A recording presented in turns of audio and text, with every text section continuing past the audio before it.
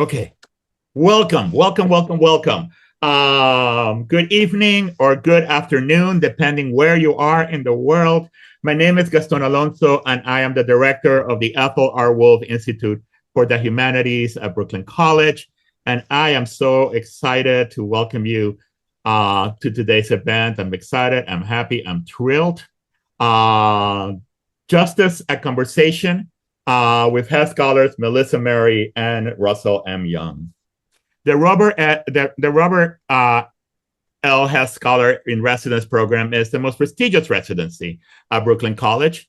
It was created to honor the memory of President Robert Hess, a champion of humanities and public education. And in the spirit of that residency, I am very honored and I am very grateful to welcome back to Brooklyn College this year's Hess Scholar, Professor Melissa Mary, the Frederick I. and Grace Stokes Professor of Law at NYU Law School, a legal analyst for MSN Now, formerly MSNBC, and the co-host of Strict Scrutiny, which is this fabulous and must-listen-to podcast about the Supreme Court and legal culture. I am also incredibly honored and excited to introduce next year's Hess Scholar, Professor Russell M. Jeung, Professor of Asian American Studies at San Francisco State University and co-founder of the Stop AAIP Hate campaign. Please, let's give them a round of virtual applause. Let's show them some Brooklyn College love. First, before we start, just two quick points. This event is being recorded, and the recording will be housed in the Wolf Institute YouTube channel. Second, please follow the Wolf Institute on Instagram to learn more about our upcoming programming, and the link to that is being shared in the chat. So, we are here to tackle two urgent and complex questions. What is justice, and how do we get it? And we're going to first hear from Professor Mary and Professor Jeung, and then we will leave time for questions. Out of respect for our speakers and our attendees, we will keep the microphones muted during the first part of the program. Now, Melissa and Russell, you are each so well positioned to talk about today's topic. You have, in different ways, committed your personal and your professional lives to the pursuit of a more just world, right? And I have some questions to sort of guide our conversation, but I encourage each of you to sort of, jump in so we can have a good conversation. And I thought, Melissa, let's start with you. Welcome back. As we learned back in April during Hess Week with you, after majoring in history, like many of our students, you decided to pursue a law degree. And then you decided to pursue a career as a constitutional law professor and a public legal analyst. I wonder if you can tell us about what drew you to the study of the law and how, now that you are a common law professor, how do you now see the relationship between the law and justice? Oh, sorry, you're muted. I think you have to unmute me. This is perfect. You're the puppet master here. Well, it's great to be back at Brooklyn College, even if it's only virtually. Thank you so much for the warm welcome back and the really, really warm welcome that I received last spring. It's delightful to be here and very exciting to welcome Russell as the latest Hess Fellow. So thank you for having me. I will say that none of this was necessarily planned. I think you cannot be a person of color living in the United States without understanding the role that law and certainly constitutional law has played in making this society one that we are able to participate in the way that we are right now. Even if things are not perfect, all you have to do is look back 250 years and you can see how different it was for people who look like me, people who look like Professor Alonso, people who look like Professor Jeung. And much of the change really has been brokered by way of law.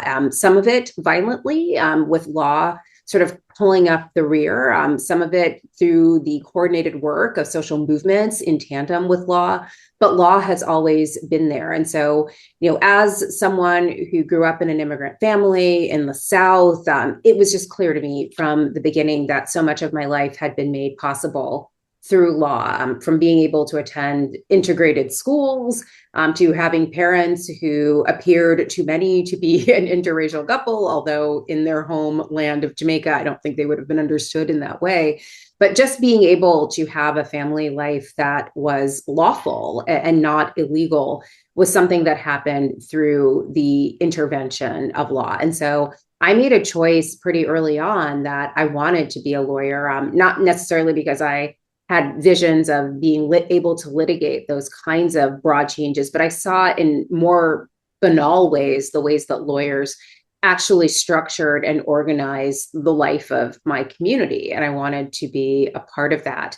I think I told you all earlier last spring that, I came to constitutional law and to being a law professor almost by happenstance. I worked at a law firm where one summer, every day of that summer, I was mistaken for someone's assistant. And, I have no problem being someone that someone relies on, but it struck me as odd in that moment that no one ever thought I was the boss. And I think I wanted at that moment to have a job where I could be my own boss, where I wouldn't have to answer to people. And to my mind, at least, being a professor was one of the careers where you are largely entrepreneurial, where you can sort of carve your own path and where you don't really have to answer to a lot of people. Like, you have to show up for class, you have to show up for office hours, but you have a lot of independence as to how you research, what you research, and what you teach. And that was very appealing to me. The part about being more of a public intellectual was also more serendipitous. I found myself being in New York City. I think this is not something that would have happened had I stayed in Berkeley, where I was for a very long time.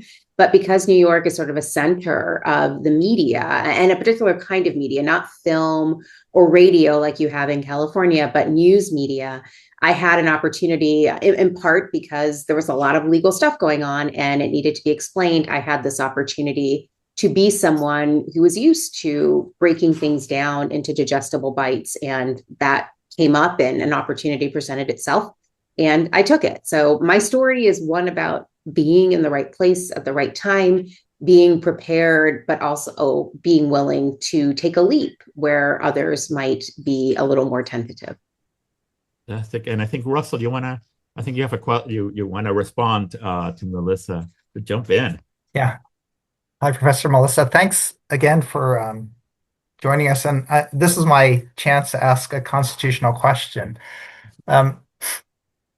We understand that law has been used to provide people rights and to provide some form of justice, but the Constitution hasn't always guaranteed rights for a lot of us, especially people of color.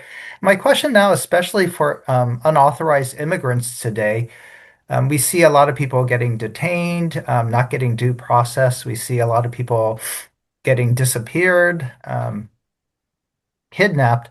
And I was wondering, why aren't they given constitutional rights? Who gets them and who doesn't? Why are some people given, or everyone is supposed to have the right to pursue happiness, but others don't? So I was just wondering why the differences in categories for people.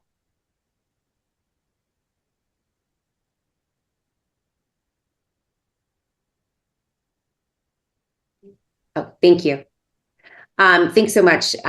It's a great question. Let me just sort of say categorically, when I'm on MSNBC a lot, I always get these, I guess they're trolls, internet trolls, who will, chime in to say that, nobody who's not a citizen has rights in our country. And that is categorically incorrect. If you want to stop a troll in their tracks, ask them to read something. And the thing I'd ask them to read is the Constitution, which says very clearly that there are rights for citizens in the United States, but there are also rights that the state has to observe for individuals who are simply living in the United States. So there are rights that are not necessarily contingent on citizenship. Like, if you want to be very descriptive about it and very precise, it may be the case that those who are residents may not be eligible for the full panoply of rights that citizens get, like the right to vote, for example. But the idea that people who are living in our country, who are not residents, even those who may not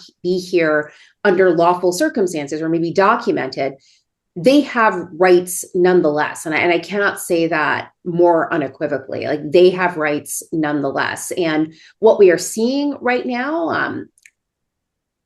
I would say, is a pushing of the legal envelope. I'm not entirely convinced that what we are seeing, the deployment of the National Guard to do immigration enforcement in blue cities around the country, I'm not convinced that that is in fact lawful. I'm not convinced that the circumstances under which those military personnel have been deployed would comport with either the requirements of statutes that govern that kind of deployment or the Constitution itself. So let me just say right there, what we are seeing is not necessarily what we should be seeing. And this administration is literally pushing the legal envelope. We are seeing lawsuits erupt all over this country. We've seen it since January 20th, with people fighting back, arguing that this is not what the Constitution says. And we may get a complete reorientation of constitutional law, but based on what we have known thus far, what we are seeing is not consistent with that. Great. Now, Russell, my next question is for you. And in your memoir, At Home in Exile, which is this beautiful, powerful book that everyone should read, you detail a legal battle that you and your neighbors waged in the 1990s against your landlord in Oakland, California, something that us New Yorkers are very familiar with, right? And you detail the historic settlement that, of almost $1 million that you and your neighbors won in 2000, which is a rare victory, right? It's rare to win against a landlord. And yet, despite that victory, you end the chapter by asking whether, in fact, justice was won, right? And so I want to ask you if you could tell us some about that campaign for justice and about the lessons that you drew from that experience about how we go about pursuing justice. Okay, thanks. Yeah, so I have to give a lot of backstory to our lawsuit. When I was in grad school, I started studying gang kids. And so I moved into an apartment complex called Oak Park Apartments, where a lot of them hung out. And the neighborhood was rife with violence. It was when the crack cocaine epidemic was at its height. There was a lot of gun violence, a lot of drug dealing in our neighborhood. But I loved the kids so much, and I loved their families, that I moved in to just observe them, but I stayed there for past the summer, and I eventually stayed there for a decade in this apartment complex. And as I got to know my neighbors, they were mostly Southeast Asian refugees, mostly from Cambodia, and a lot of Latino families. A lot of them were undocumented. And so I'm living there, hanging out with gang kids. And meanwhile, the conditions of the apartment complex where we were living really deteriorated. And we recognized our landlord wasn't just neglecting the place because he wasn't aware, but because it was sort of willful neglect. He knew that because our neighbors were mostly refugees and immigrants, that they wouldn't complain, that they didn't know their rights, that they wouldn't speak up. And so rather than putting any money into repairing the building, he just allowed it to have a lot of deferred maintenance. And then when it rained a lot, our apartment complex, there were 56 units, it would flood. Both the courtyard would flood and then the roofs would flood. And so I knew grandmas who had, 32-gallon garbage cans inside their living rooms to funnel all the water into their garbage cans. And people had backed up toilets. People had maggots growing in their apartments. 6 households had kids who had asthma attacks and had to go to the hospital that year. And so it was a clear case of environmental racism because, it's not like these families were predisposed to getting asthma. It's because the conditions were so bad. There was roach droppings and mildew. And so we decided to to contact an attorney, and the attorney said, well, you would have a stronger case if you got more neighbors in the case. And so we gathered our neighbors, and eventually we got 200 of our neighbors to join in a lawsuit. And that's pretty unusual to have Cambodians and Latinos who couldn't speak each other's language work together to challenge a landlord. The place the city came in, they found all these code violations, and then the city condemned our building. So we were living in this condemned building, and then the landlord declares bankruptcy. And so we couldn't get any money from the landlord because he said the corporation had no money.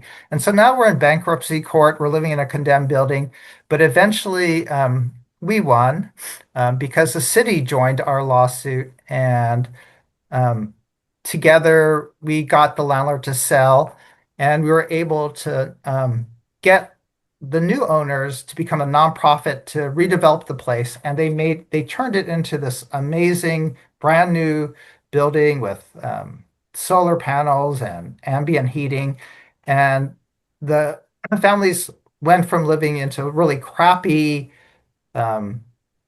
conditions that made their kids sick to this amazing new apartment that had a tenant center, a community garden, basketball courts. They helped the nonprofit designers included all the families in the design process. So it really became something that we thought would be a great new home. So everybody called this a landmark victory, a great tenant victory, a great multiracial organizing effort. And it was. And it still is used as a model. But what happened, ironically, is that over time, we sort of got the American dream. We got the housing that people wanted. Everybody got private bedrooms and spacious living rooms. And what happened is that instead of everybody coming out of their one-bedroom apartments because they were so crowded and living together, everybody retreated into their own apartments, right? And became a lot more isolated. And so a lot of that community life, the sociality, the kids playing together, the grandmas chatting together, everybody just became sort of privatized Americans who played video games in their own bedrooms and just hung out. And it was sort of sad because even though we won our lawsuit, we sort of lost the community life that we had. And the community life we had was really vibrant. It was very ethnic, where we would share holidays with each other. We would share quinceañeras with each other. We would dance together. And then it became this sort of dead-end place with like the suburbs, I guess. So so that's where I thought we won a legal case, but I don't know if our families were empowered. I don't know if their lives were healthier. The kids actually were able to go to school and study better in those conditions. But I don't know if justice in the sense that we had a really rich, vibrant, social life was restored. And so there's a difference between getting your legal rights met and then having a sense of peace and wholeness. And so I think that might be the difference for me. I'm sorry for the going on and on about the story, but yeah, we can get our rights, but can we get peace and wholeness is my question. Interesting. Yeah. I want to sort of hold that question as we move forward. I do want to point out that we share in the link, in the chat, a link to a documentary that Russell co-produced on this what happened during this struggle. Melissa, so back in April, when you visited us for Hess Week, and I just want to say it was such an amazing time. I'm still like, wow. And students keep stopping me going, wow. So, thank you so much for having been with us in April. But you may recall that during some of the panels, actually, I think every panel, students kept kind of pressing you and other speakers with variations on but aren't the courts acting more like impediments to justice than avenues to justice? Or with everything that's going on, where can we go for, justice? And those conversations really, stuck with me. And then every week on the podcast Strict Scrutiny, which again is just smart, require listening for everyone. You and your fantastic co-host, who joined us in April, explained what is going on with our courts right now. And so I wonder if you could talk to us about how you are now thinking about these issues, about the relationship of the courts to the pursuit of justice. I don't know that my thinking has really changed. Yes, law has been, especially in the last 100 years, the last 80 years, has been a vehicle for vindicating rights. But more often, the Supreme Court has actually been a very regressive force in American life. So, when I talk about law, I am not thinking only of the courts. The courts are one place where law is interpreted and generated and produced, but it's not the only place. We are seeing right now in a really awful and, kind of diabolical way, presidents make law. Like the issuing of executive orders is a species of lawmaking and constitutionalism. The people are engaged in making law. When people organize and exercise their rights to protest or whatnot, and they come together, they can advance different visions of what the Constitution can be about it. And sometimes courts catch up to that. And we certainly saw that in the 1970s when feminists were agitating and holding teach-ins and consciousness raisings about the whole question of sex equality and what, the Constitution should do about sex equality. Because in fact, the Constitution actually never said anything about gender until Section 2 of the 14th Amendment, and that's not ratified until 1868. And it doesn't even talk about women as equal citizens until 1920 with the 19th Amendment, which extends the right to vote to women. So, all of that work to make those amendments first began with grassroots organizing and people coming together to say, I don't think the Constitution is doing what it should. We should have an amendment. We should do more. The courts respond to that sometimes and, may advance a more progressive vision of the law, or they may impede a more progressive vision of the law, which is certainly what happened in the wake of Reconstruction and the Civil War. So you were exactly right. Courts can be impediments in very real and material ways. Right now, we're in this sort of really interesting moment where we are seeing lower federal courts actually advance the rule of law in, very concrete ways, and the Supreme Court, through many of its rulings, kind of retarding that vision of the law, or at least temporarily pausing that vision of the law while these cases percolate up through the court on its merits docket. So your student's intuition is exactly right. The courts are not panaceas. And when I'm on MSNBC or MS Now, and people talk about, the courts are going to save us, I'm like, I think we actually have to think about saving ourselves. Like the courts are one quiver or one arrow in our quiver, but we actually have to have a lot of different arrows that we are looking at and relying upon. And as you're talking about the kind of community, mobilization of people on the ground to change the law and to force the political system, I'm thinking about, Russell, what you talked about in terms of how important community and a sense of being at peace in your community is to that. So back in 2020, Russell, the start of the COVID-19 pandemic, when we saw this sharp increase in hate crimes against Asian Americans, you were one of the co-founders of the Stop AAIP hate campaign, a different model of how to pursue justice. And I was wondering if you could tell us about that campaign and what lessons you drew from that experience about how to pursue justice. Yeah, I don't know if it's a different model, but it is our theory of change, like Professor Murray just said, is that we need a lot of quivers in our, what is it, in our A lot of arrows. A lot of arrows in our Yeah. quiver. We need a lot of arrows in our quiver. Yeah. That we need a lot of strategies. But we do need primarily is to build a movement for change, right? That we need to have people come together. And we had to first recognize that the racism that Asian Americans were experiencing were interpersonal acts of hate, microaggressions, physical assaults, but it was also institutional racism. It was the president calling COVID, the Chinese virus, and exacerbating the racism. It was policies that quarantined certain people and not others. It's travel bans to certain groups and not others.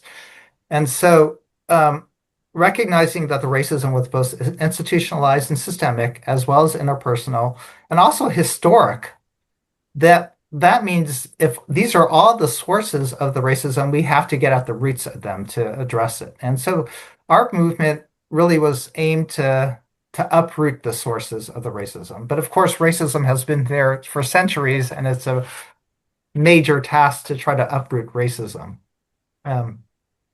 So for our movement and our coalition, some people wanted to just call it hate crimes and have more policing. And if you define the issue as a hate crime problem, and if it's a crime problem, then yeah, maybe we need more police and we need stiffer penalties against hate crimes. But we called them hate incidents. And we wanted to name hate as a broader, again, systemic issue, not a crime issue that calls for more policing. And so we did a lot of policy work trying to guarantee civil rights and guard against harassment in public places. We pushed for more educational models. So one of the biggest accomplishments of the movement was that a lot of states have mandated Asian American studies curriculum at the K through 12. If we could educate people earlier, they could be a lot less racist when they're older. And we got a lot more funding for community groups to build the capacity of our communities at the grassroots level. So I think in those ways, we really try to uproot racism at its sources. But again, the aim was to build a movement because for us, that's the way to change things. Changing laws is one part of the process. But, like now in our current situation, with all branches of government working together in concert to deprive people of opportunities, it's sort of hard to figure out, like, if the courts don't protect us, if we can't get our legislators to hold, where are the checks and balances now in our system that I think worries me. Even if we build a movement, where are the checks and balances that we can call on to stop what's happening? I see in our society today. I love the kind of the focus on not just the hate crime part of it, right? With the critiques, the kind of hate crime laws and increased incarceration, but a more sort of holistic, sort of approach of the way you shape that movement. I have a question for both of you. In his memoir, Russell writes that, quote, "In the United States, we tend to believe that justice is an individual right that we need to defend. But justice requires assuming one's corporate responsibility, right? Justice requires assuming one's corporate responsibility. We're obligated to take care of one another and reciprocate that care that we have received." And then Russell says, "In this sense, injustice occurs when we do not take care of one another, whether on an individual or systemic level," right? Injustice occurs when we do not take care of one another, whether on an individual or a systemic level. And I'm wondering, considering the conversation that we've been having tonight, or this afternoon, where Russell is, it's still afternoon. All right, considering the conversation we've had, how do you think that we should be thinking about what justice itself looks like? Melissa, if you want to start, and then we'll return to Russell. It's a terrific question. And I think justice can be very idiosyncratic. I mean, it may be the case that certain features of what it means to be just may be universal and universally acknowledged, but individual communities may need and require different things, and the demand for justice may look different at different times. And, so I think that might be part of it. I think you could distinguish between economic justice on the one hand, algorithmic justice on the other. Maybe broadly, you could think about them as, sort of a suite of different things that would make life better and more just for a wider number of people. But I really think this question of what it means to live in a just society, I think that's one of the reasons why we haven't achieved it, is because it actually might mean very different things to different communities at different times. I think, yeah, as Professor Murray just said, I think some people really value procedural justice, right? That if we have our rights and if we get our due process, if we have the pursuit of happiness, then we're all okay. That's sort of the baseline of justice. Um, I think for me, coming from, and I don't, I'm fifth generation American, but I think very Asian still. And one of my Asian values, I suppose, is that, yeah, I believe in rights. I think rights are really critical, but I was really raised to take on responsibilities that my family took care of each other, that my parents did everything to provide for us, and then they sort of assume, I guess, that we'll provide for them.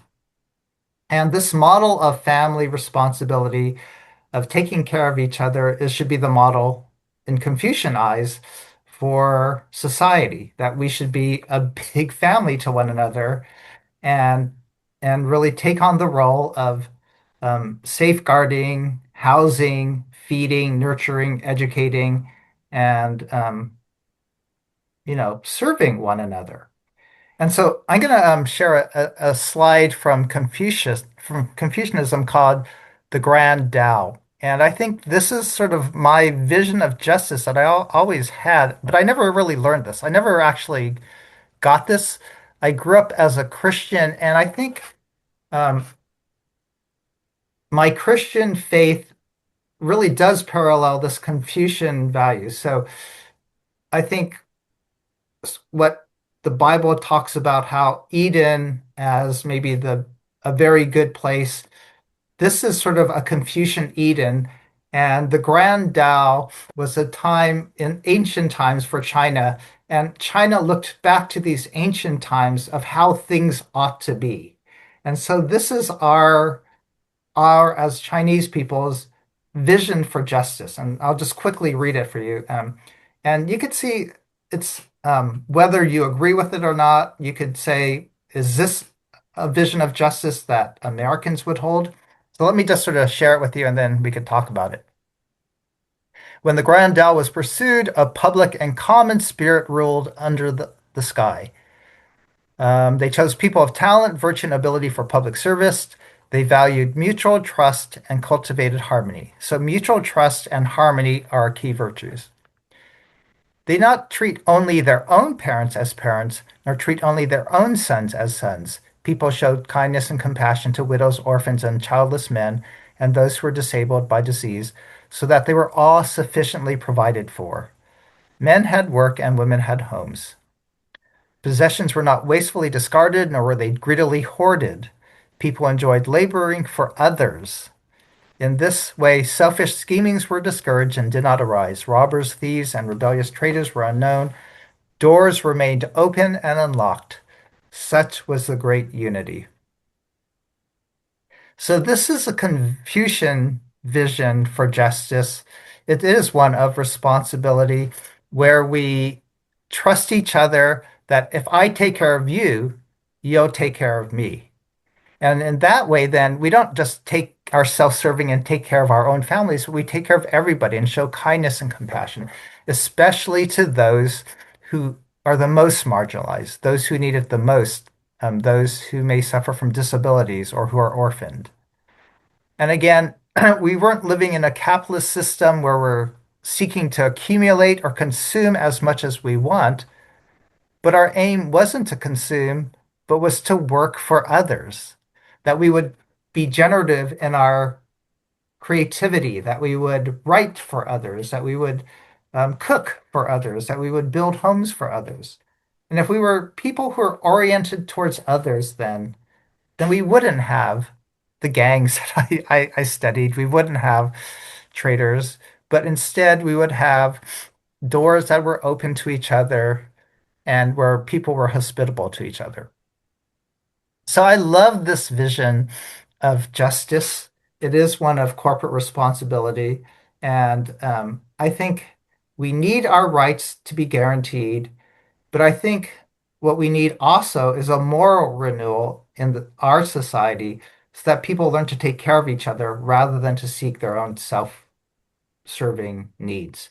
I think our neoliberal capitalism, our capitalist system, this Make America Great movement is all very self-serving, ego-driven, very violent in trying to protect its own and to consume as much as possible. But this is a really radically different vision.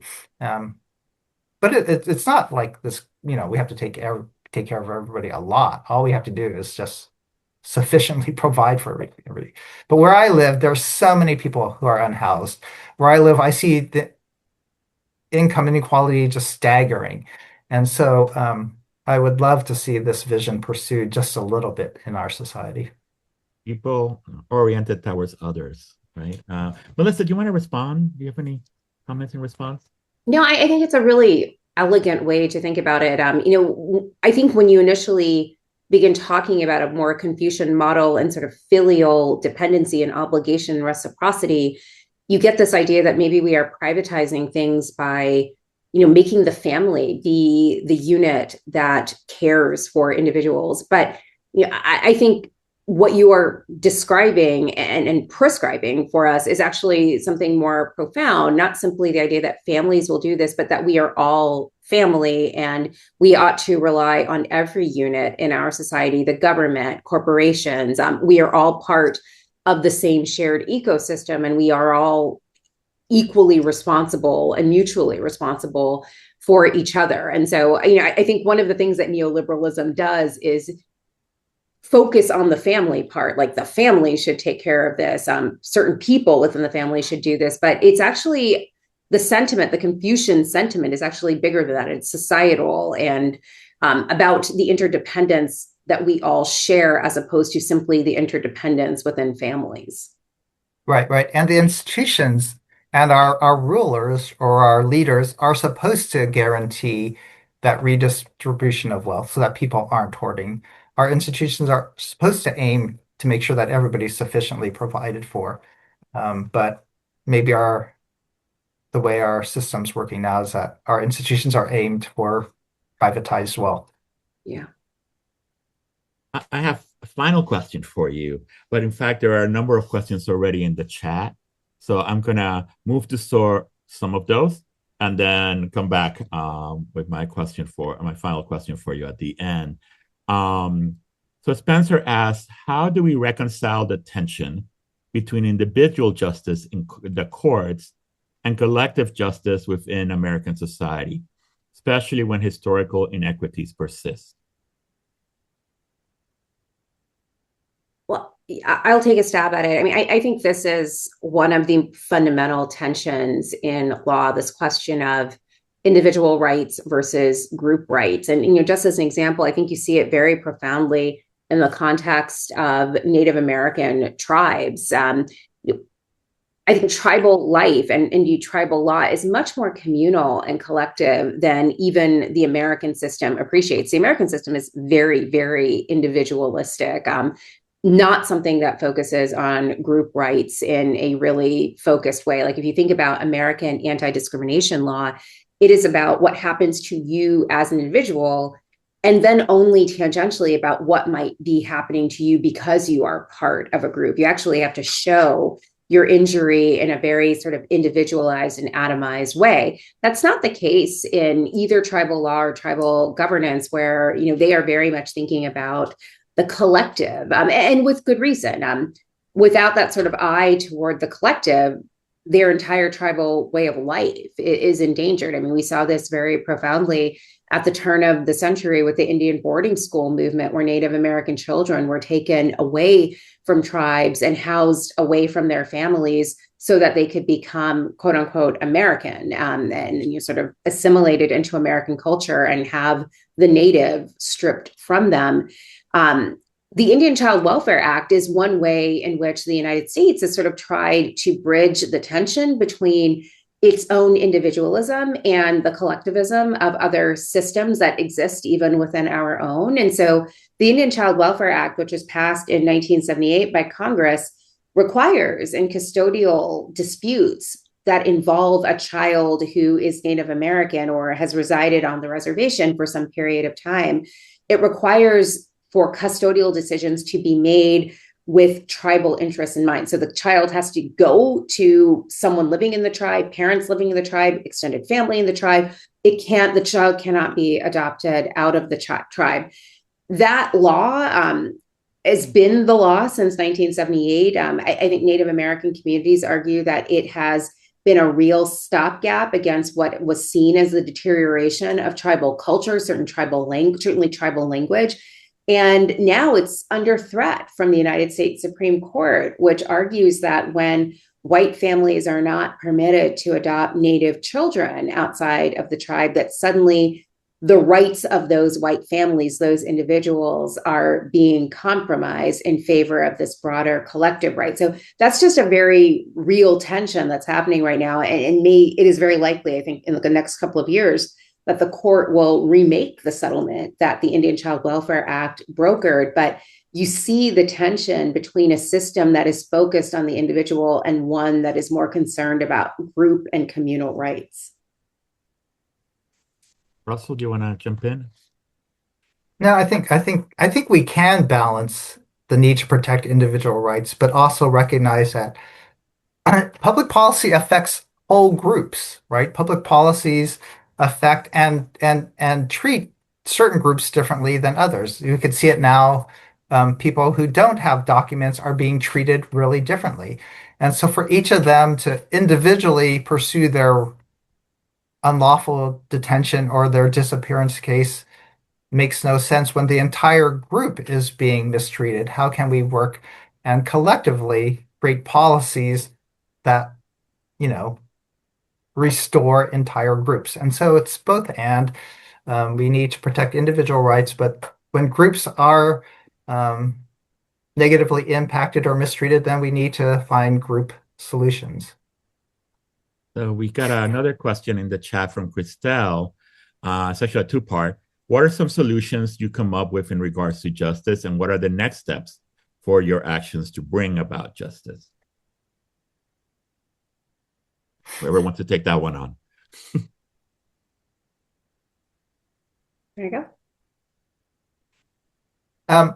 Okay, I'll talk.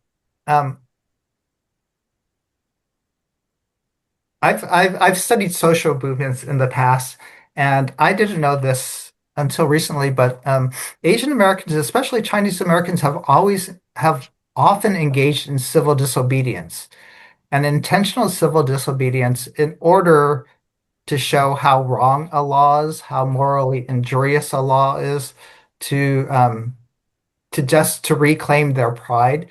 So in 1892, when the Geary Act was passed, it aimed to deport Chinese. It was one of the first mass deportation policies. It declared Chinese citizens eligible for citizenship, and if they weren't carrying an alien card, they could be arrested without due process, assigned to hard labor for a year, and then deported. And Chinese thought that was so shameful, they called it the Dog Tag Act because they thought they were treating us Chinese like dogs. And so the entire community, 90% of the Chinese community engaged in civil disobedience, and they just defied the law. And then they filed a lawsuit that became a Supreme Court case, saying that this violated equal protection. This violated the 14th Amendment. And so when I learn about how Chinese in the past engaged in civil disobedience, and how angered they were by injustice, I want to share that story. And that's what I'm trying to do, to share. We have models in the past. We have our ancestors who fought in the past, who could show us we don't necessarily have to agree with how things are going. We have ancestors in the past who are willing to go to prison to make things right and to show how wrong things are. And so for me, maybe the next steps, as mass deportation becomes more and more egregious, more and more violating of families, that maybe our communities would rise up in mass protests, would rise up in civil disobedience to protect our families, to protect our communities. So that's just one way for me of learning from our past, to give models for the future. In the same way, I looked back to the ancient Confucian past to give us a model for the future. We don't know where we came from. We don't know where we're heading. I'll take it maybe in a more sort of practical and on the ground direction. That wasn't practical. Like a good Getting lawyer arrested would. Yeah. Like a good lawyer would. I think if history is a guide, as I've said before, our understanding of the court as a vindicator of rights is a relatively recent phenomenon. That certainly wasn't the model of the courts that we understood, 150 years ago. In the same vein, I think one of the reasons why we're all sort of chafing in this moment is it feels like the federal courts and the Supreme Court particularly may not be a place where our rights are vindicated. And, at least since Brown versus Board of Education in 1954, we've been able to rely on the federal courts. I would suggest, maybe it's time to sort of invert our thinking about where we go to preserve our rights. And maybe it isn't always federal courts or federal judges. There's a much bigger system of courts that exists at the state levels. And I recognize that the idea of going to states to protect your rights might actually seem incongruous to many, because for so long, it was actually states that were doing the rights trampling, and it was the federal government that had to step in, whether it's through the courts or the executive or whatnot, to vindicate those rights. But right now, we have 50 different state constitutions as well as territorial constitutions, and many of them are actually more generative of individual rights and protect individual rights in a positive way, not just saying the government cannot do things to you, but actually requiring the government to do things for you, affirmative rights that are just far more expansive than what we have on the federal level. So, in New York, in response to the Dobbs decision, which withdrew the right to an abortion in 2022, the New York legislature passed laws and amended parts of the New York State Constitution to provide more robust and affirmative protections for reproductive rights. So that is something that's happening around the country. We don't have an equal rights amendment in the federal Constitution, or at least not one that has been recognized by all parties, but we have equal rights amendments in state constitutions in a number of states. And so it may just be the case that it is more piecemeal, but you may find a more receptive and hospitable environment for pursuing justice in various state courts than you will on the broader national level. I just want to point out in the chat, Spencer, who asked the previous question, says, "Thank you both for such thoughtful and nuanced reflections. I really appreciate how you framed the balance between individual and collective justice. It gave me a clearer sense of how structural inequities intersect with the law today and how history matters." There are a number of questions in the chat still, but the clock is ticking. And so I want to jump in and jump to the front of the line, right? Because I do have a question I wanted to ask you both.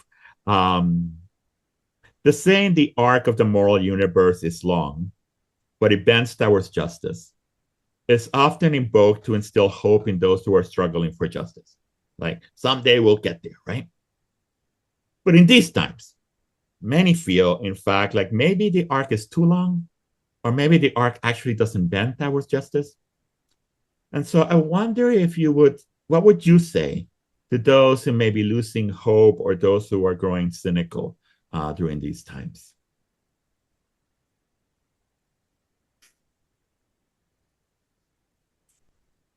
Do you want to go first? Sure. I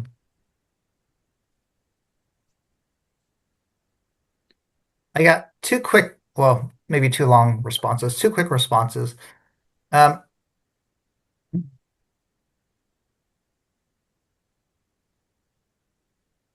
think let's say it's too long to reach justice. For me, we don't know if we'll ever achieve justice. It may not be in our lifetime, right? But it's still the right thing to do to pursue justice. The alternative to not pursuing justice is apathy, is cynicism, it's maybe, again, selfishness. And for me, that's not the right thing to do. So I want to not only get to justice, I also want to do the right thing in seeking justice. And I don't want to stop doing the right thing. And I would tell my kids, you do good. You don't know if loving someone will make them better. You love them because it's the right thing to do. You- so we pursue justice for me because it's the right thing to do. So I like the idea of justice as a constant work in progress, something that we're always working toward, and we're never entirely finished with the project of achieving justice. I think that's important to remember. And, part of this, I understand the lapse into cynicism, especially at a moment like this one, where it just feels like everything is harder and unnecessarily so. So I just want to acknowledge that and sit with it. I can understand why, especially young people, are just frustrated.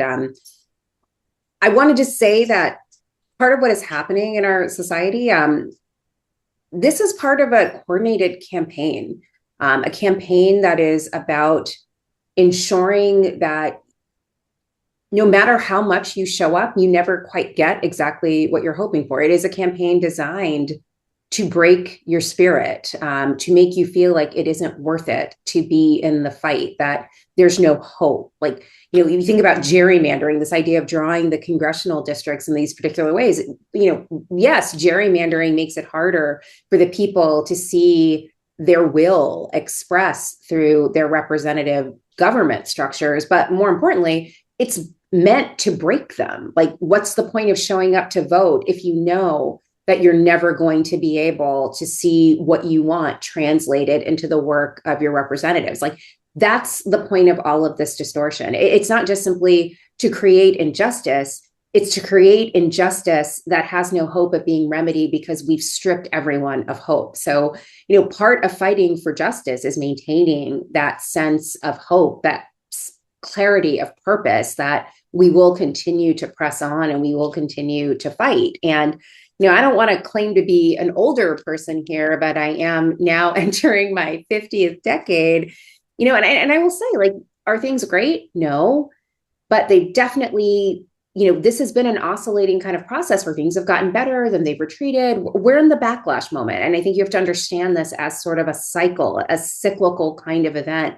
where we're in the backlash now, and it sucks. And it means we're going to get out of it. Like, it's an oscillating move. I remember being 10 years old and, going with my parents on a family vacation to Washington. And this is 1985. And my father took me to a department store in Washington, D.C. And he was an immigrant. He came to the United States from Jamaica in 1951 to attend college at Howard University. And he told me that he, as a student, had worked in this department store. And so I looked around and, where did you work in this department store? Was it at the till? Were you stocking shelves? What'd you do? He was like, oh, I couldn't be on the floor. I had to be in the back. Washington, D.C. was segregated in 1951 when I went to college here. And it blew my mind. I mean, I'd read books about segregation, but it literally blew my mind to think that my father, who, just one generation ago, like, he was someone who had to deal with segregation. He couldn't work at the front of the store. And then, fast forward 8 years after that, I'm 18 years old and I have a full scholarship to go to the University of Virginia, a college that used to pay Black students to go somewhere else.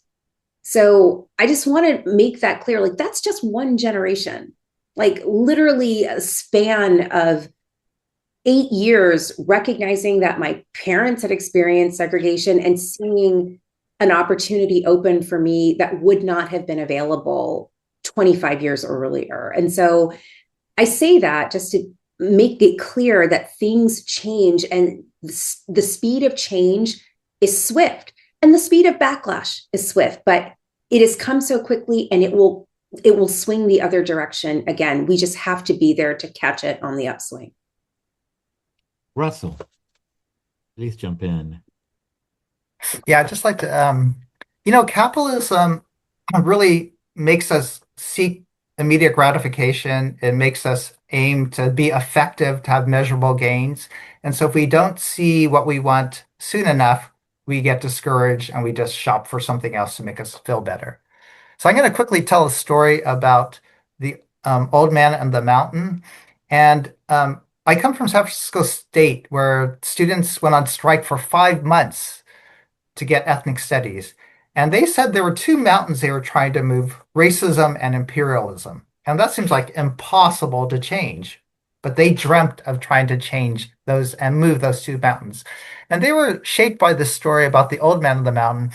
And this old man in China had this mountain in the way, and it blocked his way to get to town. So he started digging every day to move this mountain. And his neighbors would say, "Give up.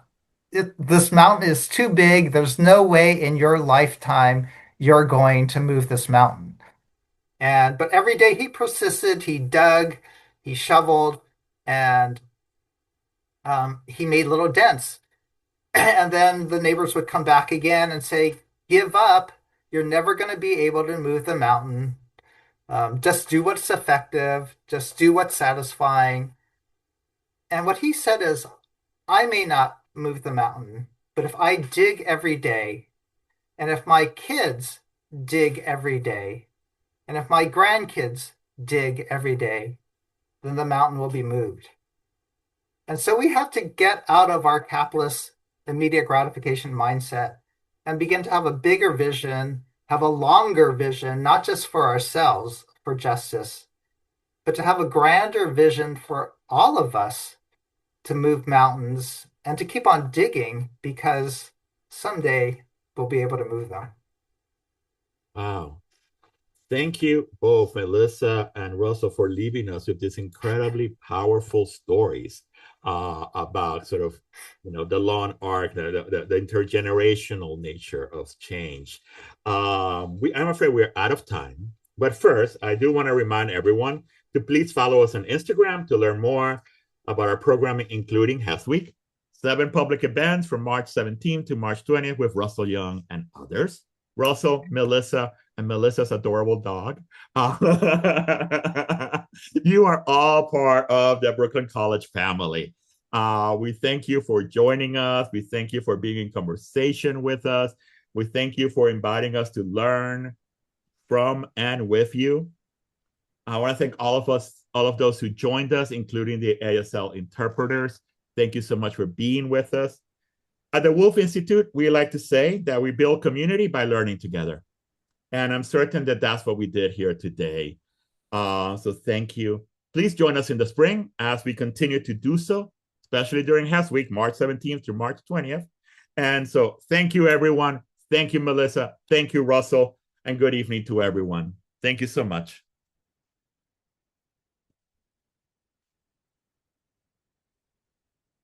And you can see all of the praise and gratitude, Melissa and Russell, for you in the chat.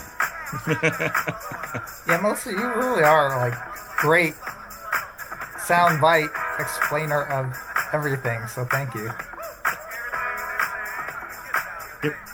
Thank you. Thank you. Good night, everyone. Thank you so much for joining. Thanks, everyone. You're well.